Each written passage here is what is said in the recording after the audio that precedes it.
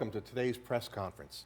I'm your host, Jim DeLorenzo, the principal of Jim DeLorenzo Public Relations. You can find me online at jimdelorenzo.com. One of the best kept business secrets is the power of public relations. I've been in the public relations business since I was a teenager, believe it or not. And I encourage you to reach out to me with any questions you might have about the mysterious art of public relations and how it can help your business.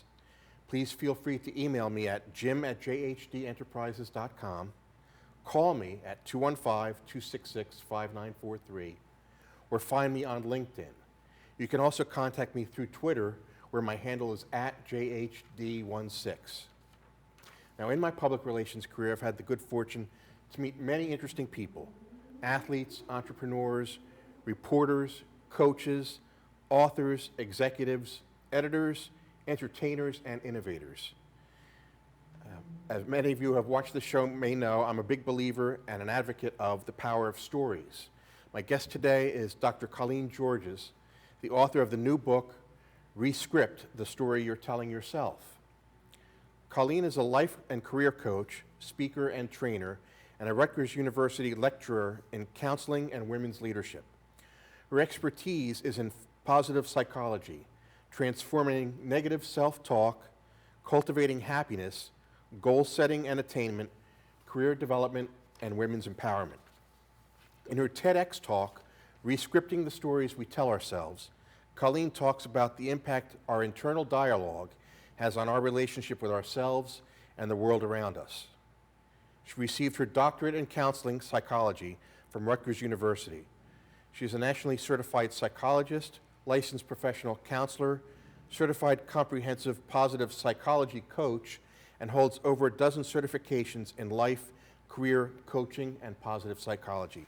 I'm grateful that you're able to join me on the show today, Colleen. Thank you so much. It's a great pleasure. That was like a really wonderful, I see why this is what you do. Well, I try. As you know, I do try. So I'm fascinated by your career to this point. I know that you've co-authored a couple books along the way. Tell me about how you've gotten to the point where you have this story to tell in your new book. Yeah. What was the impetus behind writing your own book? You know, it's funny. In this book, I talk about sort of the journey of writing the book, but something I left out, I think, was that, you know, the first idea of thinking about writing happened in high school. You know, talking about how career sort of begins at that point. And for me, it was, you know, just enjoying writing. And at that point, it was poetry. You know, like that was how I dealt with my pain, you know, the breakups and all that kind of stuff. The teenage angst was by writing poetry. And I, you know, still have like a bin in the basement that has all those old, you know, 16-year-old poems that I wrote. I understand. And that's, you know. Have you ever looked back at them? I have. Okay. I still like them. Which you is still like them? cool. Okay. They all rhyme. Well, there you go. You know? But it's funny because that was like my first thought about, you know, maybe I want to do something with writing. I took a creative writing class in high school, and I thought about maybe that being the path with, you know, college, and then I had that conversation with my parents, which was more like, you know, you want to be a writer. And talking about how maybe there was another way to do both writing and something else I love, which was helping people. And so I went the route of psychology, but that sort of yearning to write a book never really went away. Okay. Yeah, so it kind of stayed with me. Wonderful. Yeah, and you figure it's always those personal experiences, I think, that people even develop, if they're writing a fiction book, develop their characters from, and when you're writing nonfiction or self-help, it often begins with something you're going through. And for me, it was just, you know, starting in the teenage years and through college and through, you know, part of graduate school, just struggling with self-esteem, struggling with anxiety, which got progressively worse through college and into graduate school. I was having panic attacks in grad school, and a lot of sort of somatic symptoms of anxiety. Okay. And that was really when I started to do a lot of my own self-work, and it sort of evolved, you know, to this. So.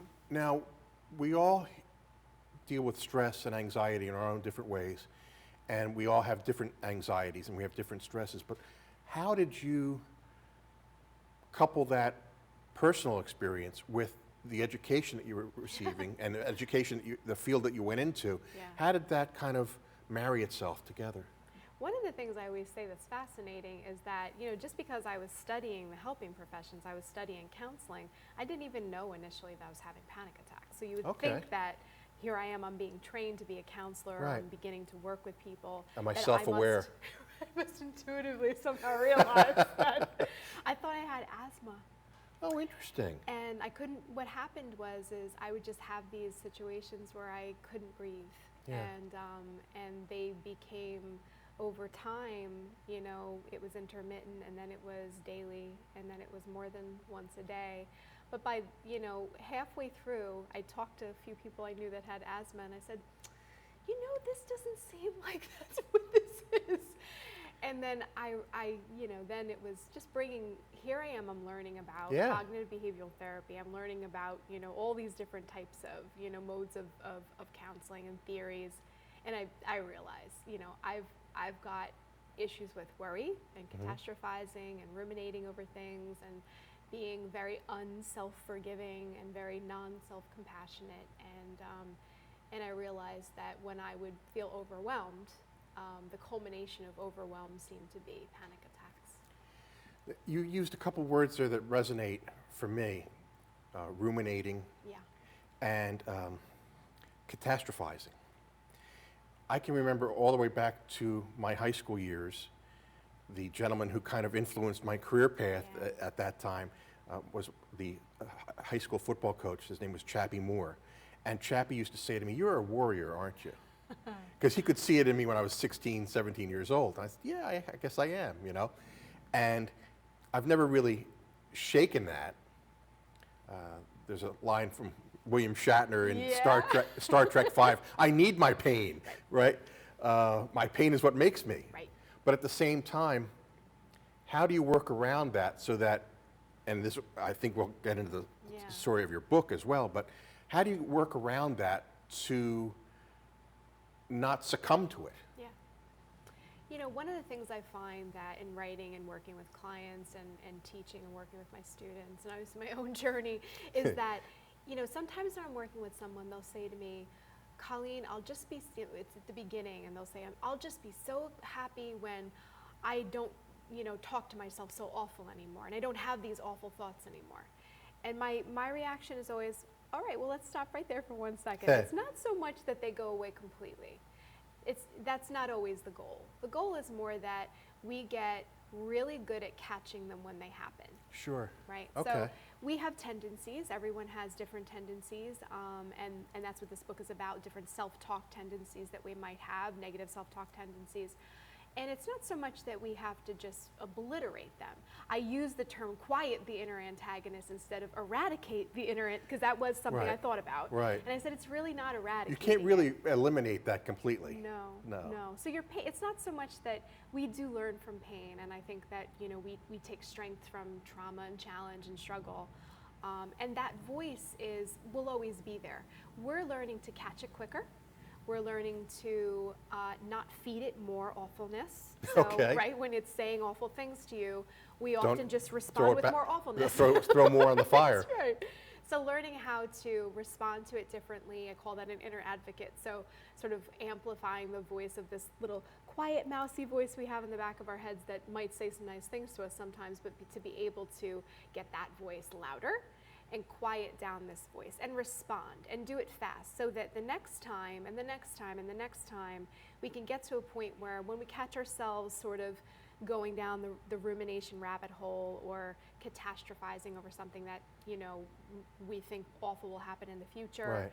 that you can, in a matter of honestly sometimes seconds, you can get to the point where you go, Wait a minute. let's stop. Yeah.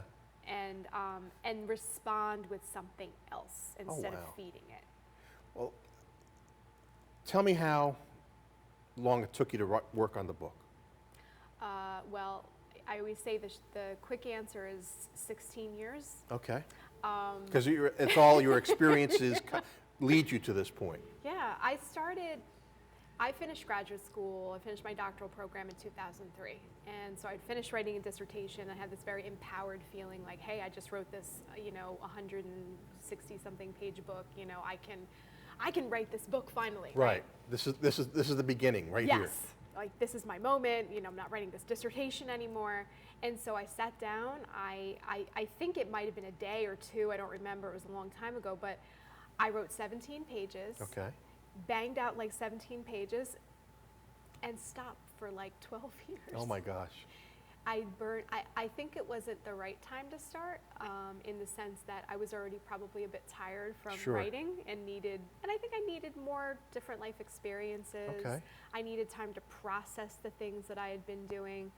I was starting my career at that point, but there was still that voice in my head that was like, oh, you're never going to do this, Colleen. This is never Even with happening. you. Yep. Yeah. And it was learning how to, again, change my own response to that inner voice. That it took well over a decade. I started in 2015. I decided that January 1, I was going to blog a book. That was the plan. Okay. You've heard of blogging a book, right? Yep. So I started a blog January 1st, 2015. I'm going strong. 3 months. I am. Churning it out. Oh, yeah. We're burnout. In those Rip 3 out months, you got again. rid of everything that you needed to say. Done. Everything was out there. And then that was like kind of the, again, and then you feel bad about it and you go, no, we're never going to do this. 2016, I did a TED Talk, Rescripting the Stories We Tell Ourselves, and that was when this book started to come to be. So a lot of the message is very similar to the 2003 book and the 2015 book, but really the conceptualizing of rescripting happened in 2016. Now, how did you get involved with that TED Talk? Like, did you approach them? Did they approach you? Because that's kind of a momentous thing in a career as well. I mean, you get that opportunity and you have, 10 minutes, 15 minutes to really create something impactful? And I've watched your TED Talk. Thank you. I decided, I saw the first TED Talk, and still my favorite that I've ever seen is one of Brene Brown's first TED Talks, and she talked about imperfection and perfectionism and being authentic and shame and guilt, and it was just, I just loved this TED Talk, and I was like, what is this TED Talk, Right. How do these people do this? How do they do this? But the concept of delivering a powerful message within 10 to 20 minutes was like, whoa. So I started watching more TED Talks, and ultimately I applied to, I was working at Rutgers, I was teaching, applied to at Rutgers a few times, got rejected a few times, they had their speakers, sorry, we're all set up. Right. I applied to a few others around the area, New Jersey, got rejected, and I said, well, I'm just going to keep on applying until someone says yes. And then finally, I think after probably the 4th or 5th try, they said yes, and it was April of 2016. I got to be oh boy, and I still remember it when they said you're the first one. I was like, why did no I say pressure I would there. do this? Why? No, yeah. So that's how it came to be. So I sought it out. Wonderful. Well, I want to continue our discussion.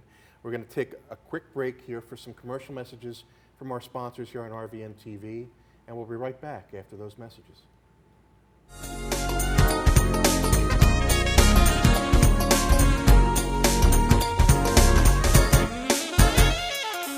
Shelter dogs aren't broken. They've simply experienced more life. If they were human, we would call them wise. They would be the ones with tales to tell and stories to write, the ones dealt a bad hand who responded with courage. Do not pity a shelter dog. Adopt one.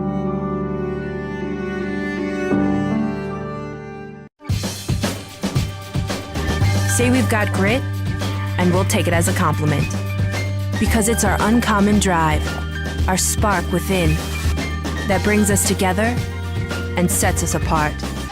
We are temple made.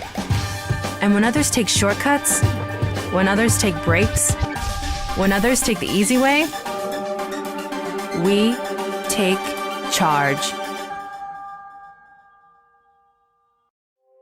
Add us on social media to watch bloopers, behind-the-scenes footage, previews, and more.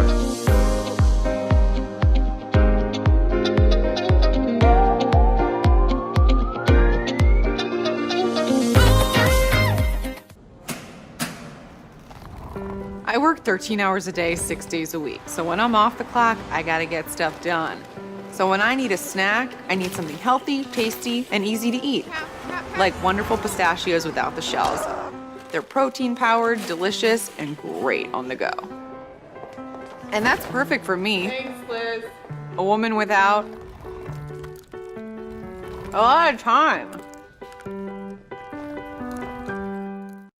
Whether you're a gourmet cook or just want to eat like one, visit Rostelli Market Fresh, your home for the freshest, locally sourced ingredients to please everyone who loves great food. Our organic meats, quality seafood, and free-range poultry are cut fresh to order. Chefs create culinary-inspired prep foods made fresh every day, which pair nicely with our vast selection of fine wines and spirits. Choose from handmade pastas, artisan cheeses, organic produce, and grocery items, all from the finest purveyors. Rostelli Market Fresh, from our family to yours.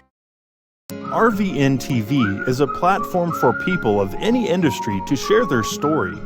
Over 285,000 viewers are tuning in to RVNTV shows monthly.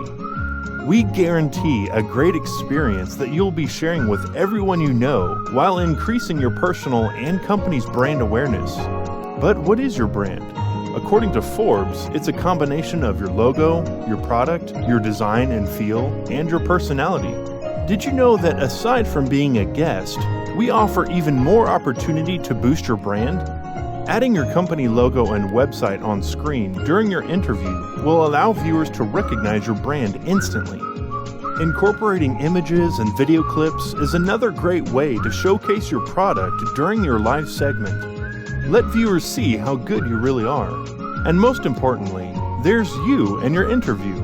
For less than the cost of a newspaper, direct mail, or a magazine ad, you can leave our studio and within 48 hours have a permanent digital copy of your live segment to link to your social media, embed into your company website, or use in email marketing.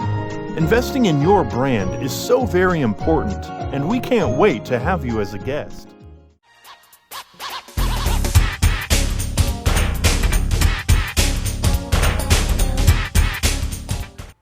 Welcome back to Press Conference. I'm Jim DeLorenzo, and my guest today is Dr. Colleen Georges, the author of the new book, Rescript the Story You're Telling Yourself. And before the break, we were talking about getting ready for your TED Talk and delivering your TED Talk, and that was April of 2016? April of 2016, okay. Yeah, 3 years. So that kind of gave you new life for the vision that you wanted to deliver a book. You wanted to create a book, and you kind of built on the elements of the first version, and then the blog version of 2015, and now you have the TED Talk where you're telling the TED Talk was on rescripting. Yeah. And it was rescripting the voice in your head, basically. Yes. What elements from that TED Talk then led to you writing the book? Right after that TED Talk, I realized that word rescript, there was something there. And sometimes you don't know what it is just yet, but I knew that, you know, when I was told initially that the theme of that year's TED Talk series was going to be stories, it was serendipity. It was perfect. And you know, I always say that the title of my talk, before I had the script of it, the title came to me in full sentence: "Rescripting the Stories We Tell Ourselves." I knew it immediately. So I took that word and I thought, you know, several of the things that I talked about in the TED Talk, you know, in terms of things that I'd used myself, things that I'd worked with students and clients, like strategies, I said, what if Rescript was an acronym? I literally sat down with a pad, you know, old-fashioned, not the computer, but like to write it out, and I said, what would the letters be? And it came pretty quickly. I mean, I had some modifications along the way, but I said, I want to incorporate these as practices, overarching practices about things that I know when I'm working with people, these are some of the things that they struggle with, and what if we were to, again, rescript the story and create an acronym for multiple practices of changing our self-talk, something negative into something positive, and Okay. advocating and empowering. And it wasn't as difficult as I thought it would be. It kind of, again, came pretty quickly, and then I basically created an acronym. And so Rescript is a process and an acronym. Okay. And what does the acronym stand for? Do we have to buy the book to get the? But please do. Yes. Don't give away the store. Don't give away the store. Right. So Rescript, the first R is release rumination. So Oh, okay. that's sort of, how we will find ourselves stuck thinking about something awful that's recently happened, or maybe even a long time ago, Right. reliving something traumatic, or even ambiguous situations. It's you go on the job interview and you find yourself for 45 minutes after the interview sitting on your couch replaying every one of your Right. answers and telling yourself why it was awful, things like that. So that's release rumination. The E is engage your growth goals instead of evading them. Again, I think sometimes we have these things that we want to do in various areas of our lives, and we shut ourselves down. We say, oh, there's no time, or I'm not smart enough, or I could don't- never do that. I could never do that. That's too big for me. It's too different than things I've done before. I'm just not the kind of person that can do that. So engaging your growth goals. The S is seek your strengths instead of scrutinizing your shortcomings. I like alliteration a lot. So just this idea of, instead of how we sort of are constantly drawn to looking, these are the things I'm not good at, and these are my weaknesses. Let me instead think, what am I great at? Yeah. Right? I literally sat with a group before I came here today, a staff group, and did sort of a group coaching session.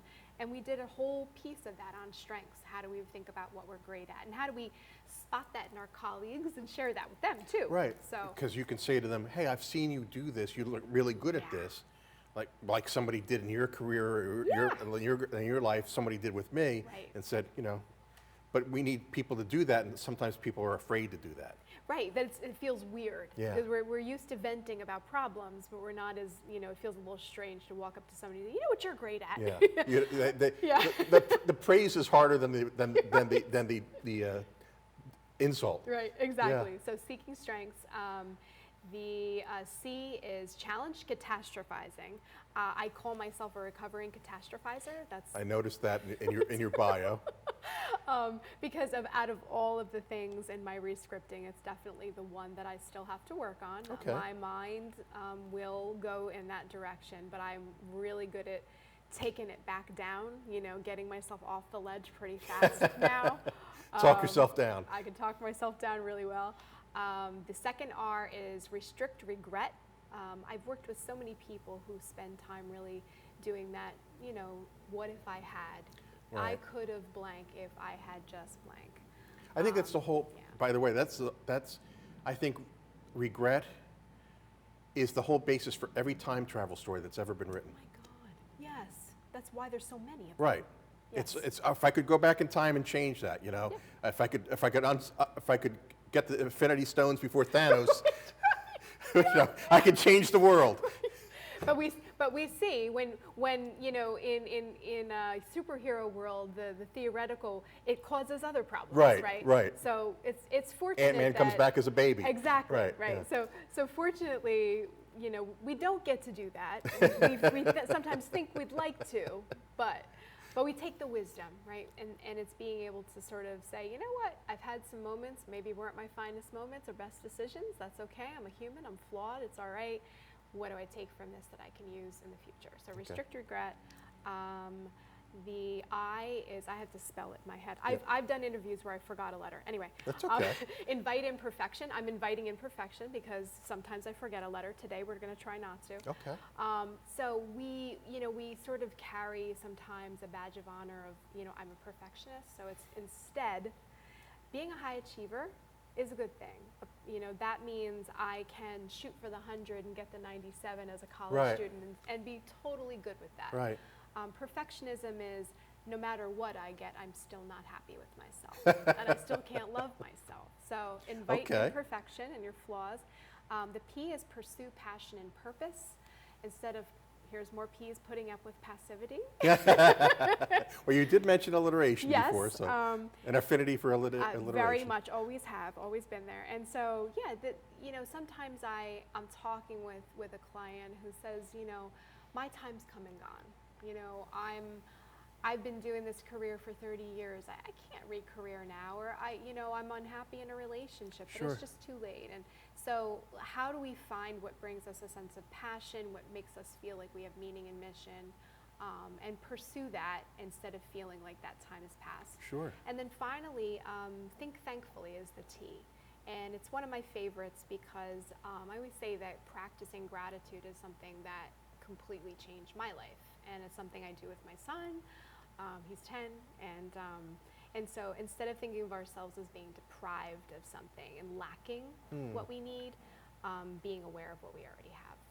And accepting those blessings and being, yeah, I can see that.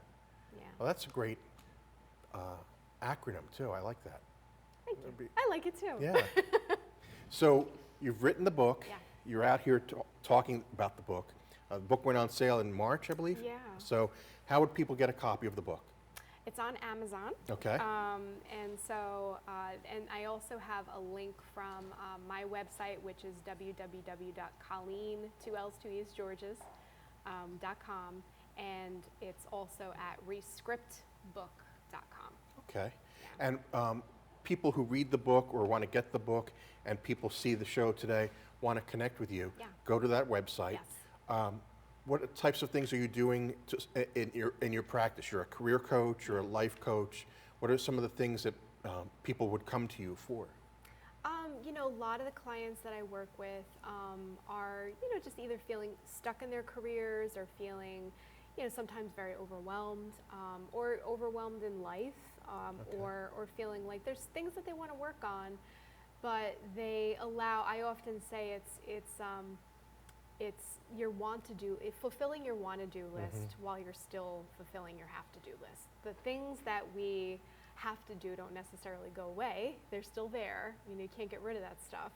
But it doesn't mean that you can't do the things you want to do. So I'm basically working with people to create time, find time. The time is there. It's just what are we dedicating it to? Interesting. Or who are you giving it away to? Right. There is Right. That's a very important aspect that I think gets overlooked is you have time, but what are you doing with it? Yeah. And who is sucking it out of you Yeah. sometimes. And Yeah. there are people in our lives that do that, unfortunately. I've experienced that. So Yes. we talked before the show about a guest I've had on the show in the past, Kelly Stewart. Yes. And her positive business coaching and the whole idea of what if you could, Exactly. but what if you could? Exactly. if you I could- loved that. Yeah. What if And you could? we're gonna connect the two of you together after the show. I was so excited about her talk. But I think it's the whole idea of being positive about not just your business, but positive about your life and positive about what you're doing, what you have done. Yes. And that whole, rejecting regrets. Right, And moving on with things, because the more time we spend on the past, the less time we have for right now. Absolutely, yeah. I mean, I find, again, talking about some of because I work with, organizations, corporations, institutions, and do speaking work, training, I call it group coaching. Right. And, I'm just doing some group coaching before I came. And, we sometimes, I think, even in, professional settings, we get caught up in some situations that have, happened previously. And we say, oh, well, it's hard to work with this person because, and how, we keep ourselves stuck sometimes because we say, you know what, this is the way it has to be. But what if we decided to do it differently? What if we decided to acknowledge one another's strengths more intentionally? What if we decided to have different conversations? What if we decided instead of venting about one another, what if we decided to speak more positively to each other and directly to one another? Right. Every day, every Every way. day. Yeah. Every day. And and what if we could? And that's why I love that. What if positive change was possible? Because normally the reason it becomes not possible is because that's what we've told ourselves. Yeah. And we think, well, if I say that to myself, it must be true. Right, because if you keep repeating it in your head, Yeah. it's going to become your mantra. Right. and you'll never get past that. Exactly. I really appreciate all the things you're sharing with us today, and I think I encourage everyone to pick up a copy of the book. I know that Colleen has autographed a copy for me, and I'm going to be reading it tonight. I read some excerpts online earlier, and I think it's a very important book, and I'm looking forward to everybody else giving us some feedback on that. Thank you so much, Jim. If people would like to contact Colleen through her website, colleengeorges.com, or rescriptthebook.com. Also, if you have questions and want to direct them to me, I can be reached by phone at 215-266-5943 and by email jim@jhdenterprises.com. I encourage your questions and comments and look forward to hearing from you. Anything else you'd like to leave us with before we end the show today?